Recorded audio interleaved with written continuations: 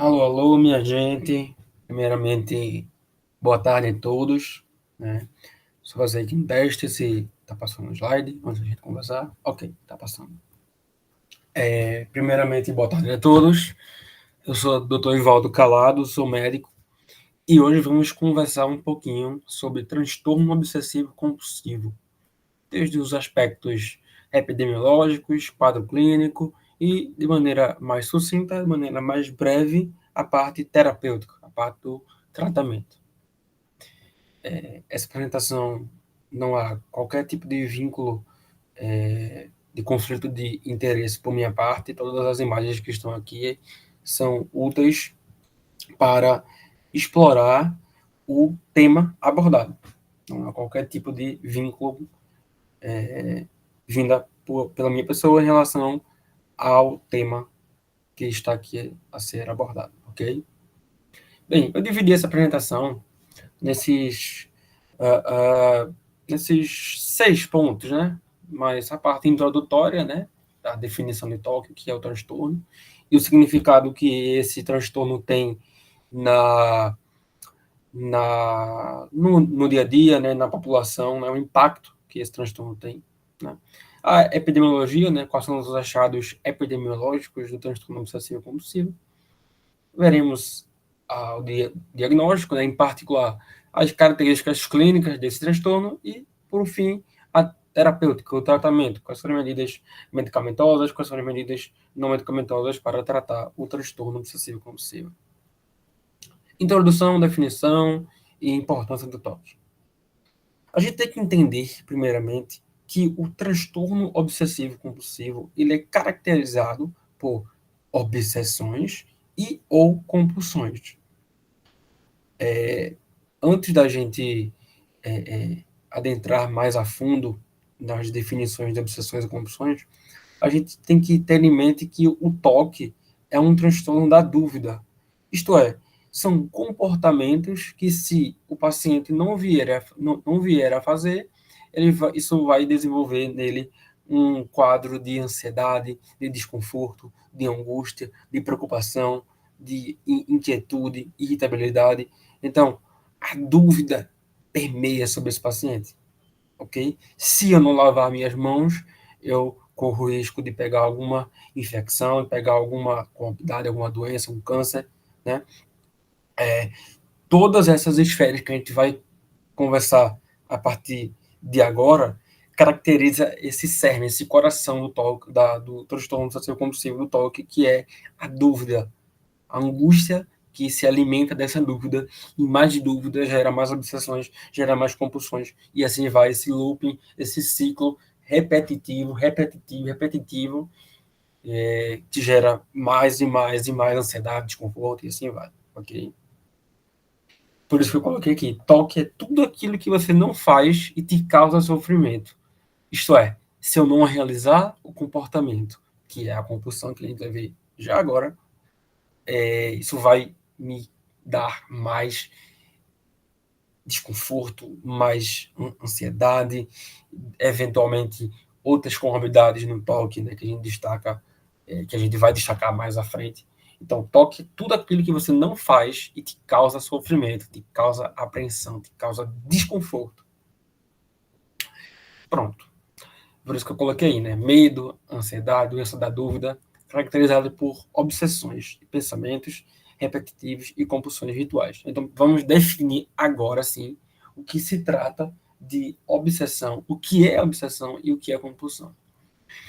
Obsessão são pensamentos, são imagens que saltam, isto é, pulam na mente do paciente, que são de natureza, seja ela de maneira agressiva, ou seja, ele tem imagens em sua mente que imagens de violência, seja violência física, violência sexual, e seja imagens violentas propriamente ditas, né? E isso causa nele uma preocupação, um mal-estar muito significativo. E para ele atenuar, diminuir, controlar, tentar frear esses pensamentos, ele vai passar a desenvolver, a realizar comportamentos rituais para, né, como eu disse, sanar, diminuir, frear essa ansiedade que o pensamento, geralmente, né, pode não ser um pensamento, uma imagem, né, essa obsessão provocou, provocado, ter sido provocado a ele. Então, transtorno obsessivo compulsivo são imagens, pensamentos que invadem a mente do seu portador, causando desconforto, ansiedade, e para atenuar, sanar esses pensamentos, ele vai lançar a mão de realizar comportamentos rituais, que são as compulsões. Acho que ficou bem claro, né? A definição do que é obsessão, do que é compulsão. Isso vale muito para a gente tirar um pouco daquela visão engessada, aquela visão robotizada, enraigada, né, preconceituosa, de que o toque é aquela pessoa que é organizada e tudo mais. Veja, existe um transtorno de personalidade que não cabe aqui a gente discutir os transtornos de personalidade, mas só para vocês terem em mente a distinção entre eles. Existe um transtorno de personalidade chamado transtorno de personalidade obsessivo compulsivo ou transtorno de personalidade anancástica, que, como eu disse a vocês, está dentro do grupo dos transtornos de personalidade. E a gente costuma diferenciar o transtorno obsessivo compulsivo do transtorno de personalidade obsessivo compulsivo no impacto, na significância que o paciente dá a ele. Isto é, existem dois termos que são oligosintomáticos e oligodistônico. Oligodistônico e oligosintomático. Desculpa, oligodistônico e oligosintônico. São esses dois termos que a gente usa para distinguir entre um e outro. O paciente que tem um transtorno de personalidade obsessivo-compulsivo, ele tem esses comportamentos de organização, de ser bem rígido, metódico, mas isso é dele. Isto é, isso não causa um sofrimento, uma angústia, uma preocupação por ele organizar a casa de uma forma ou de outra, por ele organizar os livros de uma forma ou de outra, por ele limpar de uma maneira mais mecânica, mais arrastada, do jeito dele. Isso aí é do comportamento dele. Isto é, isso não causa sofrimento. Portanto, é oligosintônico. Já o transtorno obsessivo compulsivo é, tem esse comportamento oligodistônico, porque é egodistônico. Perdão, estava só querendo distinguir aqui os termos corretos. Egodistônico quando o paciente, quando o sintoma causa nele uma preocupação, um mal-estar. Ou seja, se ele não arrumar, se ele não organizar a casa, os materiais dele, isso vai causar um desconforto muito grande. Ou seja, tem a obsessão, tem o pensamento, e ele precisa realizar essas compulsões para aliviar essa ansiedade causada pelo pensamento, pela imagem, seja ela qual for. Então, acho que bem claro. Um causa sofrimento e o outro não causa. Um é intrínseco daquela pessoa e o outro é um transtorno que repercute de maneira sofrida, causa um processo disfuncional naquele paciente. Acho que ficou bem claro, né? Então, quanto às obsessões, são pensamentos, são imagens, são impulsos que são de característica intrusiva, ou seja, salta na mente do paciente sem que ele queira. Indesejáveis, intrusivos. Intrusivo é o que a pessoa não quer sentir, né? Gera ansiedade, desconforto, não são preocupações excessivas com problemas reais. Geralmente, a natureza do pensamento, do ato obsessivo compulsivo para o paciente, geralmente são coisas que são situações que são ilógicas. A gente brinca assim, de maneira genérica, diz que é um comportamento até mágico, porque a consequência disso é muito irreal, é algo muito, muito sem sentido, mas para o paciente causa uma preocupação, uma angústia muito significativa. E a natureza dessas obsessões são de cunho de agressividade, de doenças, ou seja, se ele não lavar a mão 27 vezes, ele vai desenvolver câncer, vai desenvolver alguma doença infecciosa, né? Acidentes aéreos, se ele não fazer a volta com o seu carro no quarteirão, vai ter algum tipo de atropelamento com algum ente querido dele, né?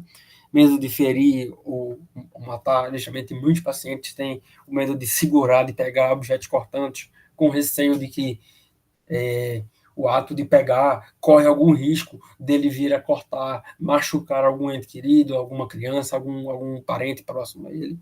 Sujeira, contaminação aí é muito típico, né? O paciente tem que tomar banho por 3, 4, 5 horas.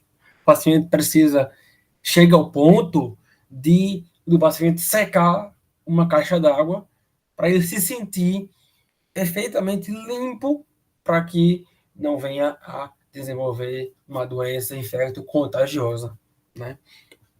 Cujos tipos de pensamentos, de obsessões do cunho sexual, religioso ou neutros. Então perceba que aqui, só a gente vendo essa distinção inicial dos tipos de obsessões, a gente consegue separar ainda mais, de maneira ainda mais clara, de que o toque é uma coisa e o transtorno de personalidade obsessiva compulsiva é outra. E pessoas que apenas têm comportamentos de organização e acabou. Então, não vamos taxar. Você tem toque. Sim, tem toque. Como se aquilo fosse algo para diminuir o sofrimento daquela pessoa, de que, de fato, ele tem um sofrimento muito significativo e isso é uma doença que impacta no dia a dia do paciente de maneira muito, muito, muito importante, muito significativa. Tá claro? Já as compulsões são comportamentos, são rituais que o paciente vai realizar para atenuar, para tentar frear a angústia que o pensamento, que a obsessão causou nele. Então pode ser algo observável ou não, né? Ele vai lavar a mão, ele passou tomando banho, muito tempo tomando banho, 2, 3, 4 horas. Pode ser algo visível, pode ser algo visto, mas também pode ser algo não visto. Isto é, ele pode realizar o comportamento, o ritual, a compulsão mental. Ou seja, ele tem uma imagem de cunho sexual envolvendo parentes dele, familiares dele. E ele precisa realizar uma reza, precisa rezar 2, 3, 5, 10 vezes um Pai Nosso. Então ele precisa, na sua cabeça, é algo não visível, realizar a reza. E geralmente, qualquer distração que esse paciente venha a ter nesse tipo de ritual, ele realiza tudo novamente, começa tudo de novo, tudo novamente, e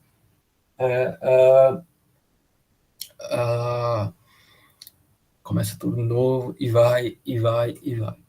Então, são rituais que visam aliviar, como eu falei, né, temporariamente, um mal-estar causado pelas obsessões. Perceba que colocou aqui temporariamente, ou seja, é um loop. Diminui a ansiedade, cria mais obsessões, cria mais compulsões, e assim vai, e assim vai, e assim vai.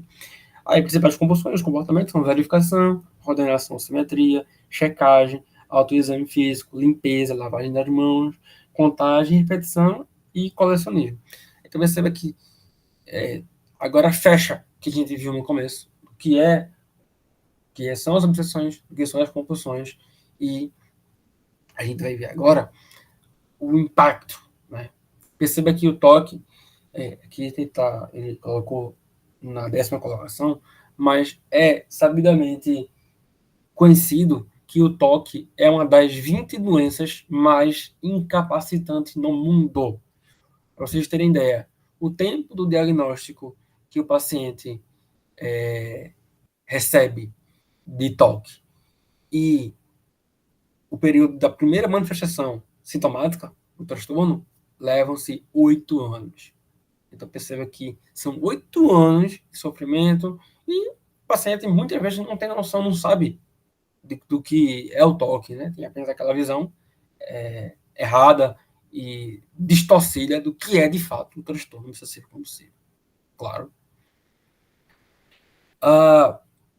A presença de doenças, de transtornos mentais associados ao toque é uma regra, não é uma exceção. Você pode ver aí que de 30% a 90% dos pacientes vão desenvolver outros transtornos psiquiátricos junto com o toque, especialmente a depressão, a ansiedade e aqui só destacamos os transtornos do espectro obsessivo compulsivo. Isto é, o toque ele deixou no DSM, né, que é o Manual Diagnóstico e Estatístico dos principais transtornos mentais, o toque saiu de um capítulo saiu do capítulo de transtornos de ansiedade e foi para o capítulo dos transtornos do espectro obsessivo compulsivo. Isto é, existem outras patologias além do toque que são do espectro obsessivo compulsivo que causam comportamentos próximos, semelhantes ao toque. Né? Então, o diagnóstico diferencial cabe muito aí para a gente estar atento da evolução da patologia que o paciente pode vir a ter, se é o toque mesmo ou é outro transtorno dentro desse capítulo. Tá claro? Aqui é só uma citação de um filme, né, do diretor, do cineasta Martin Scorsese, que ele relata esse filme tem em torno de 3 horas, então ele relata de maneira bem profunda o comportamento desse personagem, né, que foi um visionário, um revolucionista do século XX, que tinha toque, né, o filme já abre com cenas de que a mãe dele tinha um comportamento de lavagem por conta de medo do filho dela, né, via desenvolver não me recordo qual é a doença na época, acredito que seja a cólera, não me recordo, mas o filme se aprofunda no comportamento, na vivência desse personagem interpretado por Leonardo DiCaprio, o sofrimento que o toque tem na vida dele e o quão isso impacta de maneira significativa na vida dele. Tá claro? Bem, quanto à epidemiologia do toque, a gente sabe que ela tem uma prevalência em torno de 2 a 3% ao longo da vida. Tem uma distribuição bimodal. Em relação aos de incidência de distribuição bimodal, é quando ocorre com maior incidência, né, propriamente dita, o surgimento dos quadros de toque. Então, geralmente ocorre na infância, adolescência e início da vida adulta. Em relação aos sexos, tem uma predileção pelo sexo masculino e geralmente a gente tem patologias, por exemplo, tiques, síndrome de Tourette, né, que quando esses transtornos estão presentes antes do toque, isso indica, além de ser maior, além de indicar maior gravidade, também indica uma maior probabilidade, uma maior chance do paciente de desenvolver o quadro do transtorno obsessivo compulsivo.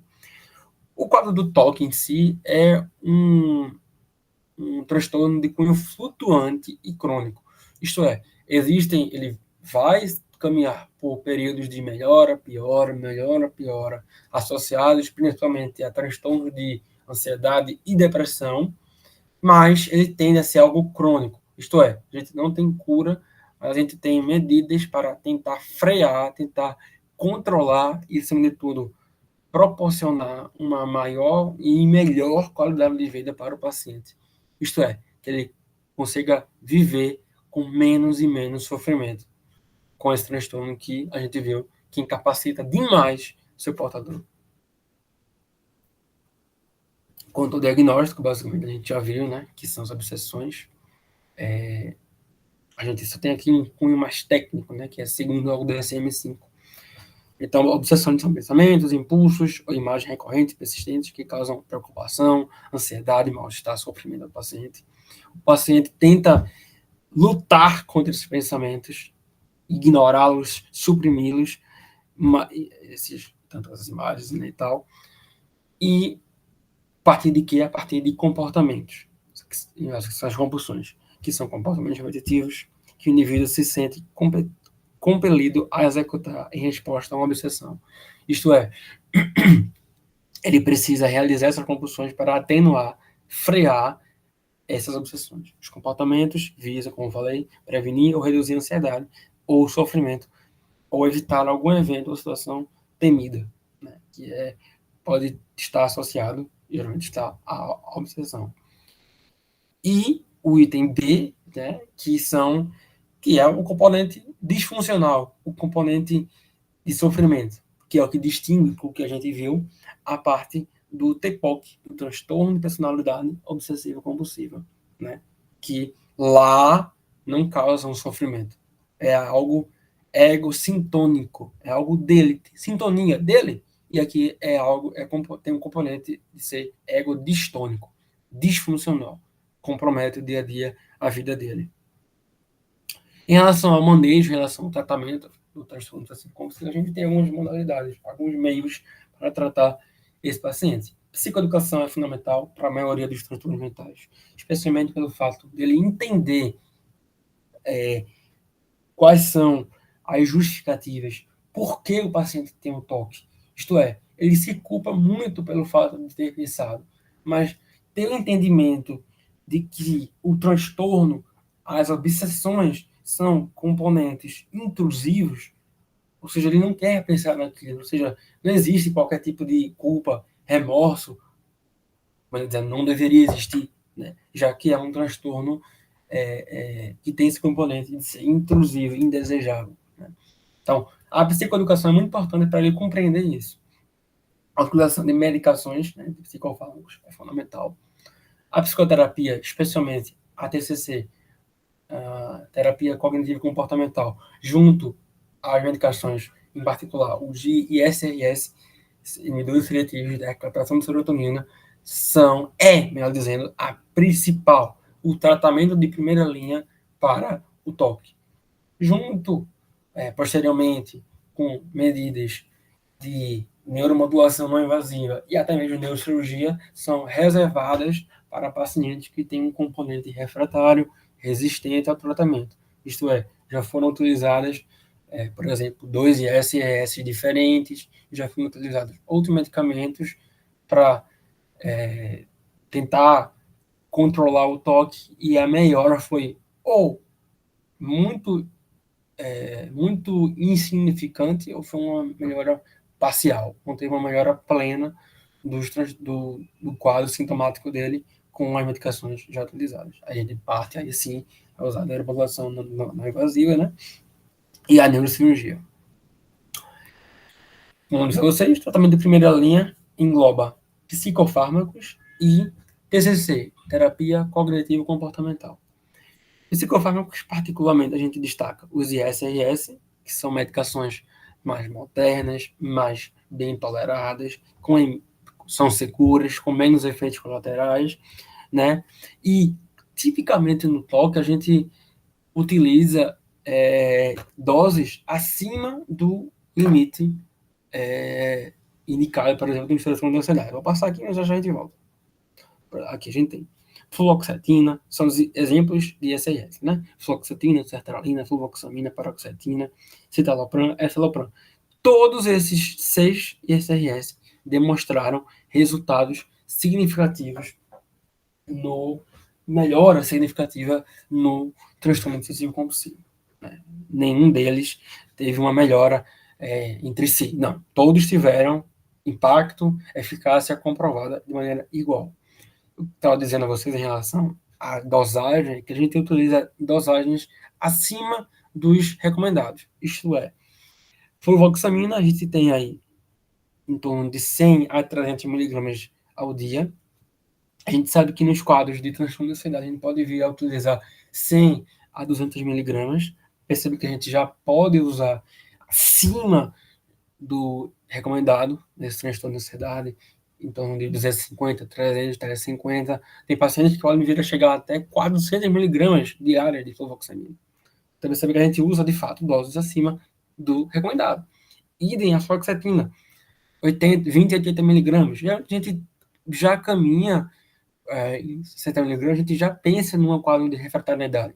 Mas o paciente pode vir a se beneficiar com doses de 80 miligramas. Né? Sertralina, 250, 300 miligramas, está aí 50, 200, mas pode ser utilizado mais, né? 200, 300 miligramas, no máximo, assim. Então, a gente tende a utilizar dosagens acima do recomendado. Né? E o tempo de resposta, de início de resposta terapêutica, em torno de 8 a 12 semanas de melhora com o uso desses medicamentos. Né? E o outro braço do tratamento de primeira linha é a medida psicoterápica, né? Ou seja, é a TCC, Terapia Cognitivo Comportamental, que é baseado em terapias de prevenção e resposta, ou seja, ao longo de diversas sessões, não é uma, duas sessões, é um tratamento longo que requer tempo e dedicação nele. Então, o paciente vai ser submetido a essa terapia de prevenção e resposta, na qual ele vai ser submetido a pensamentos, a imagens, para que ele possa, essa terapia, conseguir controlar, frear, diminuir ainda mais o sofrimento, as obsessões e os rituais que a psicóloga, né, o psicólogo, enfim, passe a mostrá-lo o real significativo, o real significado dessas imagens, desses componentes para o paciente, ok? Alguns efeitos colaterais, que são típicos aqui dos ISRS de maneira geral, náusea, cefaleia, insônia, sonolência, inquietude, sudorese, tremores, ou seja, nos primeiros 15, 20 dias, pode vir a desenvolver esses sintomas aqui. Geralmente, classicamente, os ISRS têm componente de náusea e componentes gastrointestinais. Então, diarreia, própria náusea, como falei, né? E, no começo, possa ser que que o próprio transtorno piore um pouco, né? Se agudize, se exacerbe um pouco mais. Mas o recomendado é que a gente, um período de reavaliação, né, que a gente tem, é que a gente não cesse, que o paciente não cesse o uso desse medicamento, já que a resposta, como a gente viu, pode ser em torno de 8 a 12 semanas, ou até mais um pouco. Tardios, efeitos colaterais tardios, ganho de peso, redução da libido, analgasmia e retardo ejaculatório. Né? Aí a gente pode vir a escolher medicações dentro dos ISRS que causem menos ou mais, dependendo da indicação do paciente, menos ou mais esses efeitos colaterais, efeitos sexuais. Né? Por exemplo, a fluvoxamina, dentre esses aqui, é o que pode ter menos efeitos, deixa eu contar aqui, menos efeitos sexuais. Né? A gente pode, caso o paciente queira, a gente pode vir a utilizar a fluvoxamina, por exemplo. A TCC, como eu falei, né, exposição com prevenção de respostas, né, com ou sem técnicas cognitivas adicionais. Vale considerar a disponibilidade de conta aí, porque é necessário que o psicólogo especialista tenha sido treinado, tenha sido preparado, tenha essa vivência no seu currículo para que possa ajudar ainda mais o paciente. Pode ser de maneira individual, em grupo, presencial, online, e lembra que eu falei que não é uma, duas, três sessões, é um conjunto de sessões, entre 12 a 20 sessões, que aí sim possa surgir os efeitos significativos da melhora da psicoterapia juntamente com o tratamento medicamentoso. Okay? Aqui são uma referência utilizada basicamente que norteou essa apresentação, que foi o curso de Clínica Psiquiátrica da USP do ano 2003, né, da doutora Manoli, que é um curso bem completo, que consegue explanar de maneira bem detalhada, bem aprofundada, os principais transtornos da clínica psiquiátrica, ok? E é isso. eu espero que tenha ficado claro, né, toda a nossa essa explanação, e queria agradecer a todos, e qualquer dúvida, entre em contato por meio do Instagram, Ivaldo Calado, vocês conseguem lá ter acesso a isso, e qualquer dúvida pode mandar mensagem, e estamos aqui hoje, nosso primeiro encontro, primeiro vídeo, né, publicado por mim, e estou à disposição para o sanamento de qualquer dúvida. Muito obrigado a todos pela atenção e até o nosso próximo encontro.